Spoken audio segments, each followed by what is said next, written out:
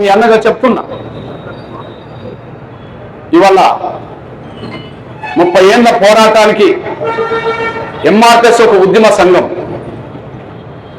ఈ ఉద్యమ సంఘాన్ని మీ అండదండలతో నడిపిస్తున్నా. నేను మీ బిడ్డను, మీ అన్నను, మీ సోదరుని. ఎన్నో సందర్భాల్లో లాఠీ దెబ్బలు తినాల్సి వచ్చింది, ఎన్నో సందర్భాల్లో కేసులు పడితే జైలు పాల్గొవాల్సి వచ్చింది. ఒక విషయం మీ అందరికి తెలుసు, సరిగ్గా 25 ఏళ్ల క్రితం 94లో ఎంఆర్పిఎస్ ఉద్యమం మొదలుపెట్టిన తర్వాత 97 నాటికే హైదరాబాద్ నగరాన్ని 20 లక్షల మందితో దిగ్బంధం చేసిన తర్వాత ఎస్సీ వర్గీకరణ మొదటి దశలో 97లోని వర్గీకరణ అమలు జరిగిన తర్వాత దాన్ని కుట్రబుద్ధితో మళ్ళీ వాళ్ళు అడ్డుకున్నారు.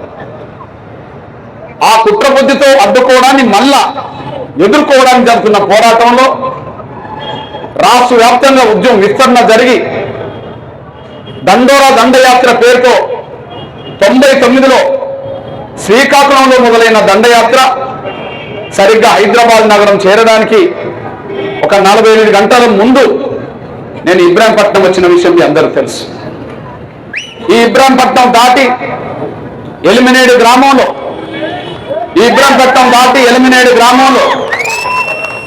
బహిరంగ సభ జరిగిన సమయంలో అప్పుడు నియోజకవర్గ ఇన్ఛార్జిగా ఎంఆర్పిఎస్ నియోజకవర్గ ఇన్ఛార్జిగా అప్పుడు మన పుష్పలీల ఉన్నది.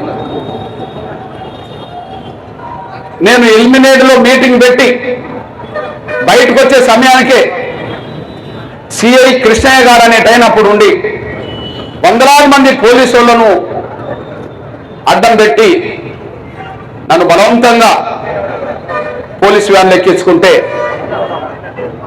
నా మీద కేసు పడితే జైలు పాలు కావాల్సి వస్తుంది, అమ్మాయి నువ్వు తొందరగా ఇక్కడి నుంచి తప్పించుకో అని చెప్పి పుష్పలీలను కారులో నుంచి దించి బయటికి పంపాల్సి వచ్చింది. ఆ రోజు ఎల్మేడ్లో అరెస్ట్ చేసిన పోలీసులు నన్ను ఇబ్రాహీంపట్నంలోనే రాత్రంతా దాచారు.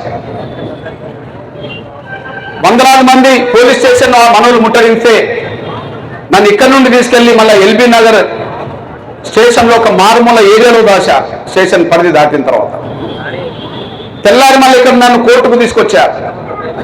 కోర్టుకు తీసుకొచ్చినప్పుడు మన వాళ్ళ ఆవేదన ఆగ్రహంగా మారి మొత్తం కోర్టును చుట్టుముట్టిండ్రు. మా అన్నను కోర్టుకు హాజరుపరిచి జైలు పంపితే ఒప్పుకునేది లేదని చెప్పి మొత్తం ధర్నా రాత్రులకు చేస్తే లాఠీ చార్జ్ జరిగింది. మన వాళ్ళు ఎదురు తిరిగి రాళ్ళు ఇసిరారు. అదే సమయంలో లాఠీ చార్జ్ తీవ్ర రూపం దాపితే మన వాళ్ళ తలలు తగిలినాయి, మన వాళ్ళ కాళ్ళు చేతులు ఇరిగినాయి, మన వాళ్ళ నడుములు ఇరిగినాయి. ఇదే ఇబ్రాహీంపట్నంలో ఉండగా నా మాదిగ బిడ్డలు సంవత్సరాల తరబడి మంచాలు పడుతున్నారు ఆ లాఠీ దెబ్బలు. ఇది అందరూ తెలుసు. కోర్టుకు హాజరుపరిచి ఇక్కడి నుంచి నన్ను జైలు పంపారు.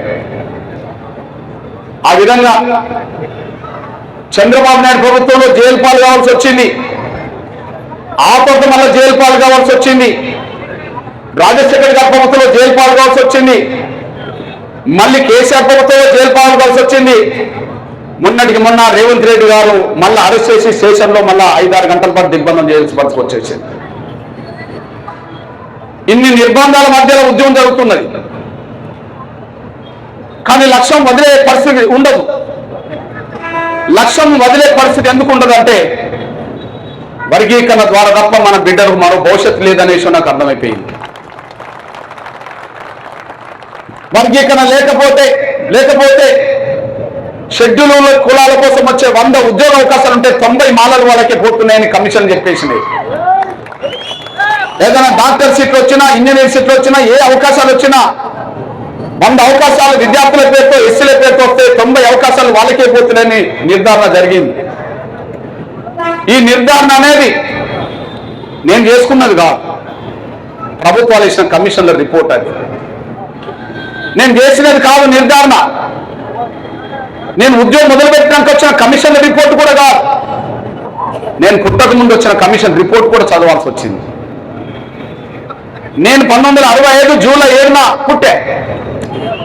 కానీ 1965 ఏప్రిల్ నాటికే నేను పుట్టక ముందే ఒక కమిషన్ రిపోర్ట్ ఇచ్చేసింది. ఆనాడు లాల్ బహదూర్ శాస్త్రి ప్రధానమంత్రి ఉన్న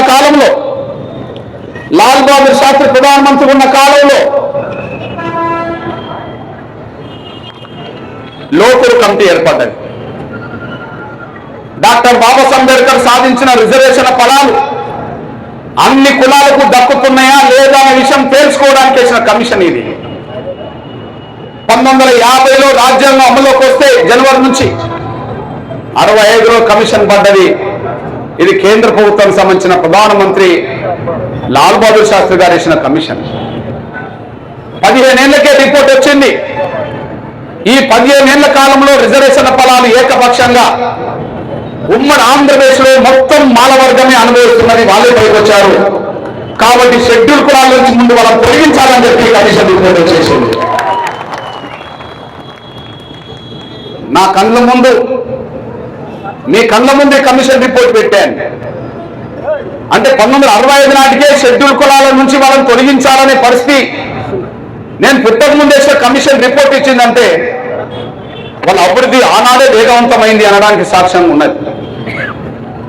మీ అన్నగా నేను చెప్తున్నా, ఈరోజు కాంగ్రెస్ పార్టీ జాతీయ అధ్యక్షుడు ఎవరు? పక్క రాష్ట్రమైన కర్ణాటక రాష్ట్రానికి సంబంధించిన మన దళితుల్లో ఉండబడే మాల కులస్తుడే మల్లికార్జున్ ఖర్గే జాతీయ అధ్యక్షుడు. నేను మాట్లాడే సమయానికి దక్షిణాది రాష్ట్రాల నుంచి జాతీయ అధ్యక్షుడు మల్లికార్జున్ ఖర్గే మాల. నేను పుట్టక ముందు జాతీయ అధ్యక్షుడు దామోదర్ సంజీవయ్య మాల. ఈ కమిషన్ రిపోర్ట్ రాకముందే ఆయన ఈ ఉమ్మడి ఆంధ్రప్రదేశ్కి మొట్టమొదటి దళితుడు ముఖ్యమంత్రి కాగలిగిండు దామోదర్ సంజీవయ్య. మొట్టమొదటి దళితుడు ముఖ్యమంత్రి కాగలిగిండు దామోదర్ సంజీవయ్య. భారతదేశంలోనే మొట్టమొదటి దళిత ముఖ్యమంత్రి ఒక మాల సోదరుడు ఇక్కడ అయిందంటే నేను పుట్టక ముందే వాళ్ళ రాజకీయ పలుకుబడి ఏ స్థాయిలో ఉన్నదో అర్థం చేసుకోవడానికి అవకాశం ఉన్నది. ఒక ముఖ్యమంత్రే కాదు, ఆయన కాంగ్రెస్ పార్టీకి జాతీయ అధ్యక్షుడు కూడా కాగలిగాడు. అప్పటికీ నేను పుట్టలే. కాంగ్రెస్ పార్టీలో వాళ్ళ పలుకుబడి ఏ స్థాయిలో ఎప్పటి నుంచి ఉన్నదో అది సాక్ష్యం. కాంగ్రెస్ పార్టీలో ఏ స్థాయిలో వాళ్ళ పలుకుబడి ఎప్పటి నుంచి ఉన్నదో అది సాక్ష్యం. ఆ నేపథ్యంలోనే మీ అన్నగా చెప్తున్నా నేను. కమిషన్ 65లో రిపోర్ట్ వచ్చింది. 65 కంటే ముందే వాళ్ళ అభివృద్ధిలోకి వచ్చిందనడానికి సాక్ష్యం చెప్పింది. అభివృద్ధిలోకి వచ్చిందనడానికి సాక్ష్యమే షెడ్యూల్ కులాల కోసం కేటాయించబడ్డ చదువుకునే అవకాశాలు ఏమున్నా 100 ఉంటే 90 వాళ్ళకి పోయినాయని రిపోర్ట్ ఇచ్చింది. అప్పటికే వచ్చిన ఉద్యోగాలు ఎస్సీలో ఏమున్నా 100 ఉద్యోగాలు వాళ్ళకే పోయినాయని రిపోర్ట్ ఇచ్చేసింది. రాజకీయంగా అప్పటికే వాళ్ళు ఎదిగిందని రిపోర్ట్ ఇచ్చింది. ఆర్థికంగా వాళ్ళు పైకొచ్చిందని రిపోర్ట్ ఇచ్చేసింది. అందువల్ల వాళ్ళని షెడ్యూల్ కులాల నుంచి తొలగించకపోతే మాదిగలకు న్యాయం జరిగే అవకాశం లేదు, మిగిలిన దళిత కులాలకు న్యాయం జరగదని చెప్పి రిపోర్ట్ ఇచ్చేసింది. నేను పుట్టక ముందే అభివృద్ధిలోకి వచ్చిందని కమిషన్ రిపోర్ట్ ఇచ్చేసింది. వాళ్ళ పలుకుబడి ఇప్పటిది కాదు అప్పటి నుండి అనేసి రిపోర్ట్ ఇచ్చేసింది. ఆనాడు ఏర్పరచుకున్న వాళ్ళ పలుకుబడి ఈనాడు కూడా కొనసాగుతుందనేసి మీరు మర్చిపోవాలి. ఓకే, కాంగ్రెస్ పార్టీ అంటే వర్గీకరణకు వ్యతిరేకమని నేను అనను. కానీ వర్గీకరణ కాంగ్రెస్ పార్టీలో ఉండబడే మాలలు అడ్డుపడుతుంటారు మొదటి నుంచి. కాంగ్రెస్ పార్టీ వర్గీకరణకు వ్యతిరేకమని అనడానికి అవకాశం లేదు.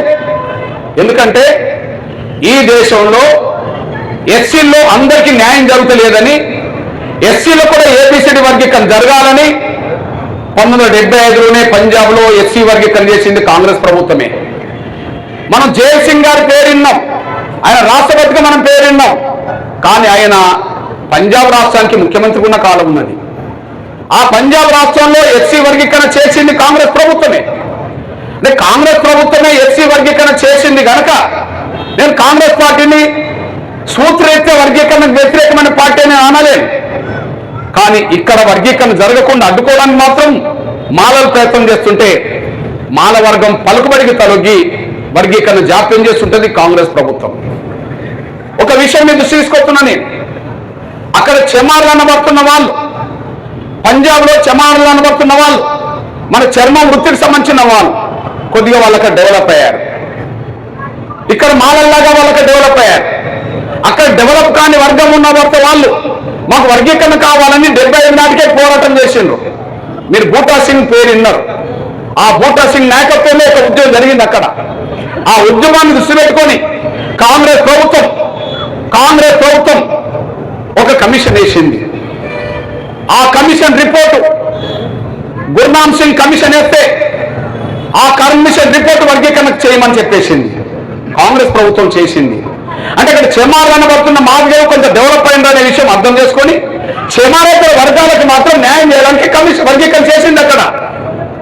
ఇక్కడ అదే చెమార్లను పడుతున్న మాదిగలు ఇక్కడ వెనుకబడ్డ మాదిగలు న్యాయం కోసం పోరాటం మొదలు పెట్టాల్సి వచ్చింది. ఏ రిపోర్ట్ మీద ఆధారం చేసుకొని మొదలు పెట్టాం? కాంగ్రెస్ ప్రభుత్వం వేసిన కమిషన్ రిపోర్టే కదా. లోకూర్ కమిటీ వేసింది కాంగ్రెస్ ప్రభుత్వం, కేంద్రంలో ఉన్నది కదా. ఆ కమిషన్ రిపోర్టే వర్గీకరణ చేయమన్నది, లేదా మాలలను తొలగించమని చెప్పేసింది కదా. అది అమలు జరగకపోవడం వల్ల 65, 75, 85, 94 వచ్చేటప్పటికి ఇంకా అవకాశాలు ఏకపక్షంలో కొల్లగొట్టే పరిస్థితి వచ్చేసింది. ఏకపక్షంలో కొల్లగొట్టే పరిస్థితి వాళ్ళకు వచ్చినప్పుడు, మన అవకాశాలు రోజు అందకుండా పోయే పరిస్థితి వస్తున్నప్పుడు, జాతి బిడ్డల ఆవేదన స్పష్టంగా కనిపిస్తున్నప్పుడు, అవకాశాలన్నీ మన కళ్ళ ముందే వాళ్ళు తీసుకెళ్తున్నప్పుడు దీనికి పరిష్కార మార్గం చూపెట్టాలి కదా అని చెప్పి ఆ పరిష్కారం కోసం వచ్చింది 94లో మాదిగ దండోర.